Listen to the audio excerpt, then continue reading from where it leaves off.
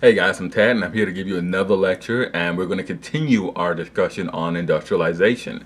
Now, in our last lecture, we discussed John D. Rockefeller and how he came to control the oil industry with a giant monopoly that was Standard Oil. We discussed the early oiling industry, how really whale oiling, whaling, that is hunting whale to extract oil from their skin and their blubber, was the early oil industry, but that sort of faded away because of over hunting of the whales and the dangers, the sheer dangers associated with whaling. It sort of fell away, and rock oil drilling, or as we know it today, just regular oil or crude oil, replaced it. We discussed the how the industry was sort of on the verge of collapse. Prices were really low, and how Rockefeller stepped in and really just took charge of the industry, and how he slowly but surely came to control every aspect of the industry, even changing its primary focus. Originally, oil was simply an illuminant, but under Rockefeller, by the turn of the 20th century, he began to switch the focus of the oil industry from being an illuminant to being a fuel source by making successful overtures to the merchant marine industry and the railroad industry, as well as the emerging automobile industry, to become the primary lubricant and fuel source for their engines. And now to our lecture at hand for today. Now, opposition to Rockefeller was immense. Make no mistake about it. Rockefeller and Carnegie and their contemporaries, they were viewed as robber barons. They were viewed as what was wrong with the United States, not really what was good with it. They controlled industries. They controlled every aspect of industries, and that frightened a lot of people. People were very afraid that these men held monopolies. Near complete monopolies, and opposition to them, an opposition to Rockefeller in particular, was led by a man called Henry Demarest Lloyd. Now, Lloyd was a writer at the Chicago Tribune who wrote really cutting editorials against Rockefeller. Really, you can call his editorials against Rockefeller philippics.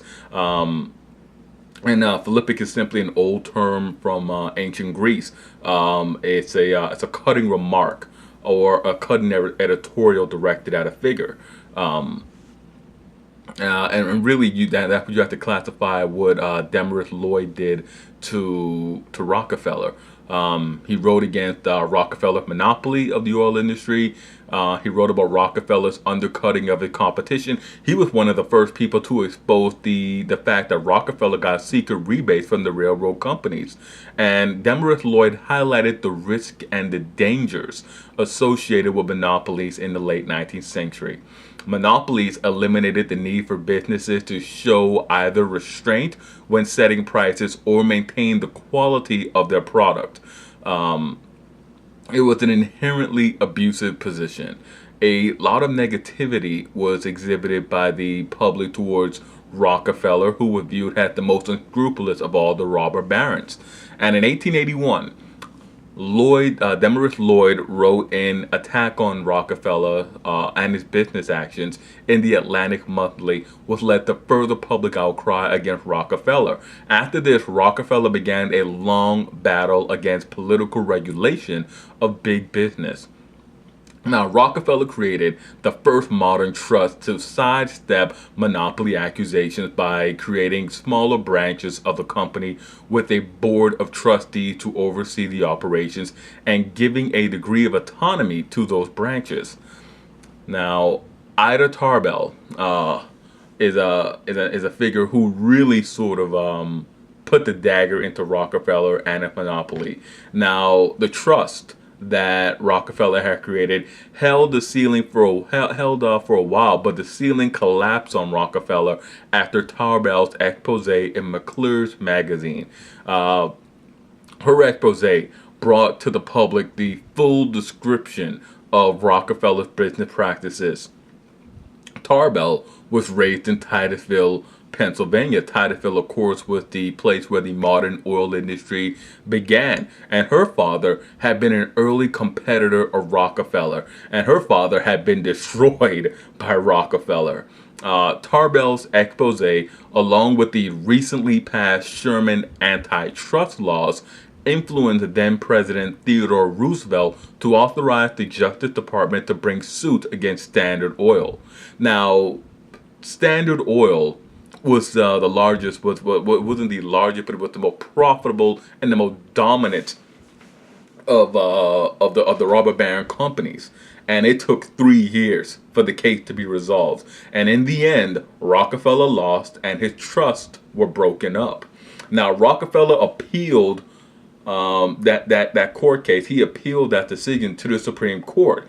But the Supreme Court, very uncharacteristically of the time, upheld the ruling, stating that it was clear that Rockefeller had intended to create a monopoly to subvert fair competition. Now, after the ruling, Standard Oil were broken up into smaller companies. Esso, what became Exxon, Chevron, Mobil, Amoco, Conoco, and Arco. Those are the descendants of Standard Oil's Standard Oil companies. Early on, there was no competition between the sister companies. Indeed, when the new patent for gasoline was made, its use was licensed between all. Rockefeller and his shareholders soon found that they grew even richer than they were before, with the rise to the automobile industry and the new profitability of gasoline. Now, as the pace of improvements grew shorter, Americans began to anticipate bigger and better things. They began to get accustomed to life being made easier and comfortable by inventions. This was reflected by the massive amounts of patents issued to inventors in the 1890s. One of these inventors was Thomas Edison.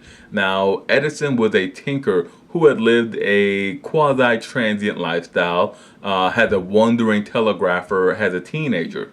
And at his laboratory located in Menlo Park, New Jersey, Edison and his assistants took the painstaking task of working out how to successfully pass electricity and sustain it through a filament. And his experiments led to his perfection, not creation, but a perfection of the electric light bulb. The light bulb revolutionized the lives of everybody. The light bulb and really the light bulb is the that late 19th century innovation or invention that fundamentally altered everybody's lives. It was you really have to equate the light bulb to fire, to harnessing fire. Up until then, the lives of every human was governed by differentiating between daytime and nighttime. Once the sun set, even with candles, even with kerosene lamps, there wasn't a whole lot you could do. Once the sun set, it was maybe you'd eat something, but for most people, you go to sleep. When the sun wasn't up, there wasn't anything for you to do.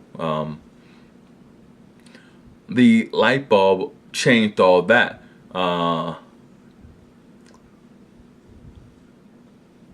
After the light bulb, it became possible to simply enjoy the night, to simply read all night, to simply sew all night, to simply stay up and have conversation, to simply enjoy hours that had never been that you never really had access to.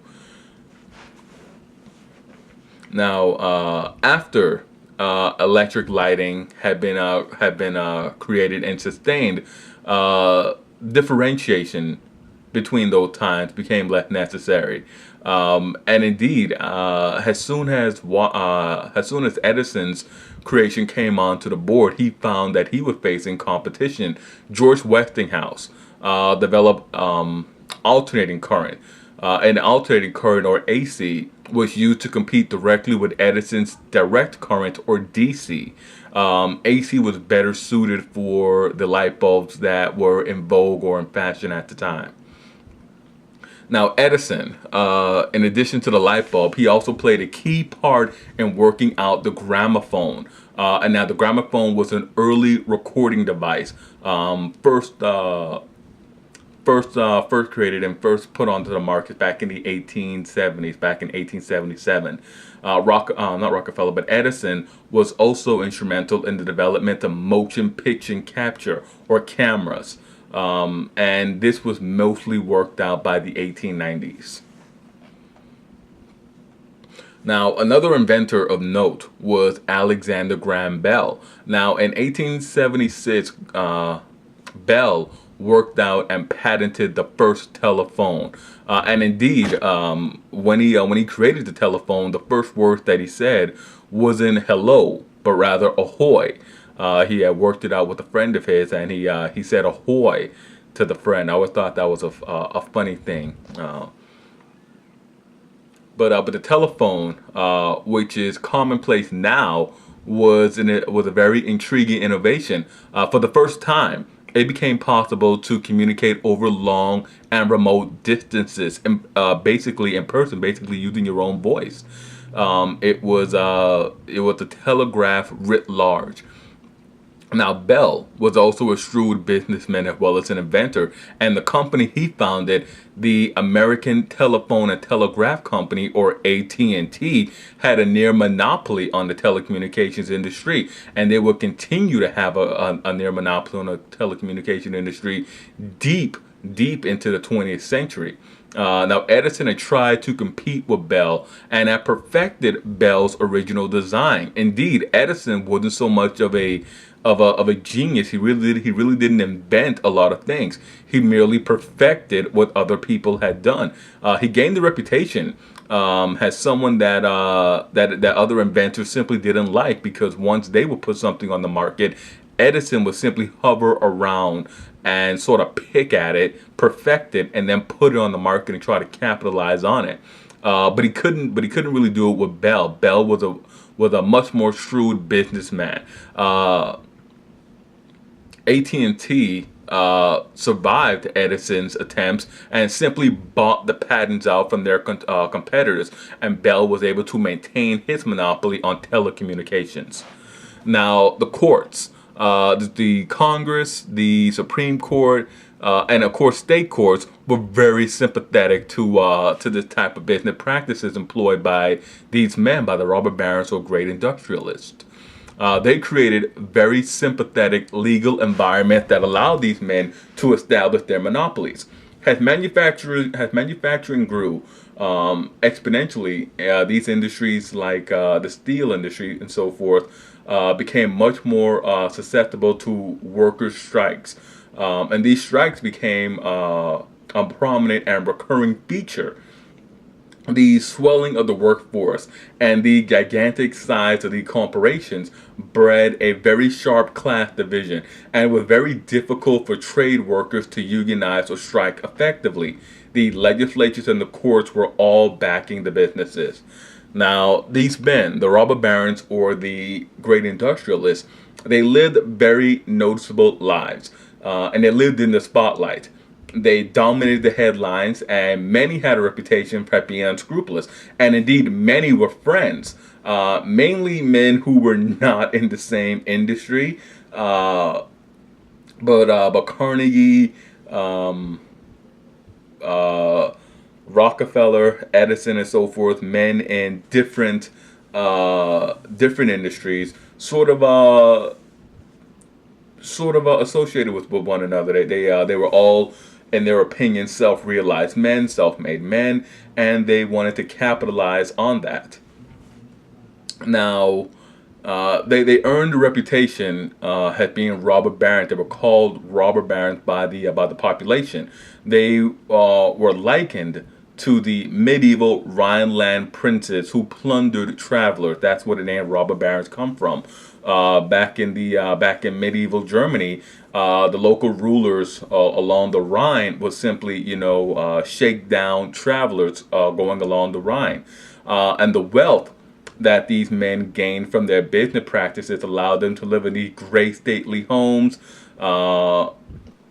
And while these men certainly did have cutthroat business practices, they also had a great sense of communal responsibility. Carnegie is an example of this. He's a great example of this.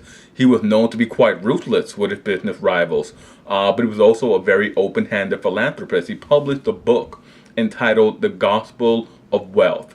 And in the Gospel of Wealth, Carnegie presents the social responsibilities of the wealthy. Now, many of Carnegie's ideas were influenced by social Darwinism, and social Darwinism was a theory that had come out after Charles Darwin had published the origin of species, in which he detailed evolution and competition.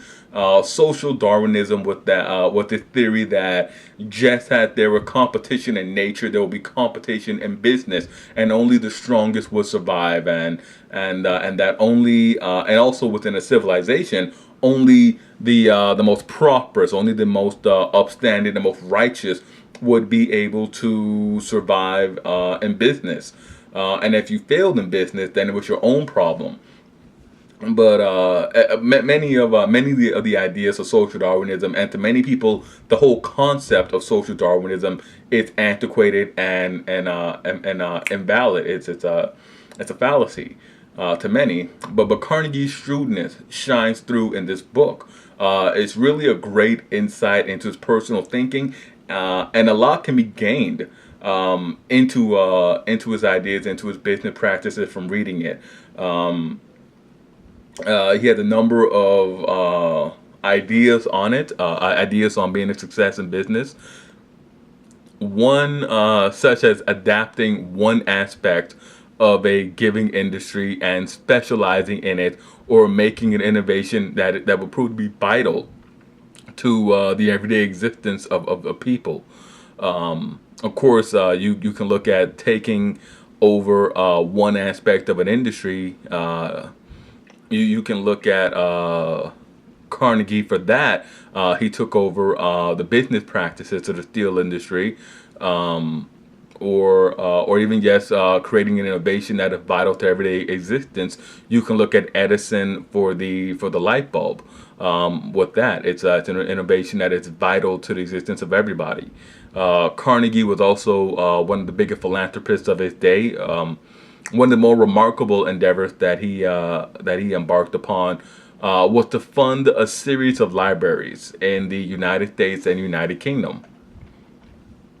And Carnegie did this because he was largely a self-taught man. He had been aided quite a bit when he was younger by an employer who allowed him full access to his private library. And for Carnegie, he viewed that access to those books and the ability to read had the first step in his self-improvement. So he paid the favor forward on a wide scale. Carnegie was also instrumental in creating a teacher pension program that many states later adopted, and that many teachers sort of benefit from. He founded the Carnegie Technical Schools back in 1900, which later merged in the 20th century with the Mellon School to form Carnegie Mellon University, one of the great universities in Pennsylvania today. Rockefeller likewise created a foundation that has been instrumental in funding education and medical research, in addition to founding and financially supporting the University of Chicago. Now, again, this is something unique with Rockefeller. With the exception of the Rockefeller Foundation, many of John D. Rockefeller's, many of his philanthropic endeavors don't bear his name. When he founded the University of Chicago, they asked him if he wanted to put his name on it. He declined. Carnegie not so humble, but Rockefeller was humble enough to keep his name off of it. Now there is speculation that Rockefeller didn't put his name on many of these endeavors because he was the most despised, and he thought that people might simply attack the building or not want to be involved in it if they saw his name. But many of the great robber barons or industrialists, they affixed their names to universities and their charities. Duke University carries the name of the great tobacco baron Duke. The Duke family still are still a big name in the tobacco industry. American Tobacco is still a major corporation. Stanford University carries the name of the great railroad baron son, Leland Stanford Jr. University, Leland Stanford University. The Vanderbilt family, the great another great rail baron, Cornelius Vanderbilt. He founded his university, Vanderbilt University. What else? I think that's about it that on the robber baron universities. But it is very difficult to judge them. It's very difficult to judge these men. They were unscrupulous in their business practices. And they engaged in philosophy and philanthropy, many of them, to repair their public reputations. But their philanthropy has nonetheless become a mainstay of the American way of life, and their universities in particular continue to enrich the republic that we live in. They continue to provide outstanding education opportunities. All right, and with that, we draw to a close on the lectures on industrialization. And in our next lecture, we'll pick up with industrial labor, with how labor sort of shifted, on how labor sort of shifted after the introduction of massive or widespread production. And as always, I'm Ted. Hit like, subscribe, and comment, and let me know what you thought about this lecture.